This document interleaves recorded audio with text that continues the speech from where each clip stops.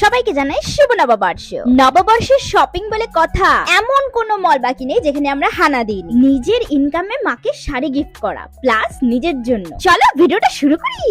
নতুন জামা কিনলাম আর সেটা পরেই আবার নতুন জামা কিনতে বেরিয়ে পড়লাম। আমরা ভাবলাম শপিং করতে যাচ্ছি আর হাবড়ায় নামতেই বুঝলাম ভুল করে ভিড়ের ফেস্টিভ্যালে চলে এসেছি। গাইস এত ভিড়, বাপরে বাপ। এইটারে কয় বাঙালির চৈত্র সেল। রীতিমতন এত ভিড় আজকে, মানে গোষ্ঠীর সব লোক চলে আসছে শপিং করতে। চৈত্র সেলে বাইরের দোকানে ডিসকাউন্টে ভরা আর মলে কোনো বিশেষ ছাড় নেই, তা সত্ত্বেও মলে এত ভিড়। ডিসকাউন্ট নেই তো কি হয়েছে, মলে এসে 4টে ফটো তুলে নিলেই হলো। কিনি আর না কিনি পোস্ট তো হয়ে যাবে। জুডিওতে গিয়ে একটা জামা খুব পছন্দ হলো, কিন্তু ট্রায়াল রুমের লাইন দেখে জামাটা যেখানে ছিল সেখানে রেখে আবার চলে এসেছি। গাইস আজকে ঢুকলেন বিগত 4-5 বছর পরে বেরোবো, বাবা কি লাইন। এরমটা আমি প্রথমে বলছিলাম, হাবড়ায় এমন কোনো মল নাই যে সেদিনকে আমরা যাই নাই। পর 4-5টা মলে গেছি, বাট একটাও জামা কাপড় ঠিক করে পছন্দ হয় নাই। লাস্টে কলকাতা বাজারে গিয়ে কিছুটা পছন্দ হয়েছিল, ও নিয়ে নিয়েছে ওর ফ্যামিলির জন্য। আমার কলকাতা বাজার থেকে কিছুই কেনা হয়নি। আমি গেছিলাম লাস্টে ভিডিওতে গিয়ে আমি আমার নিজের জন্য কিছু শপিং করি। এবং আর এই বিটি সবসময় কয় আমি কিছু কিনবো না,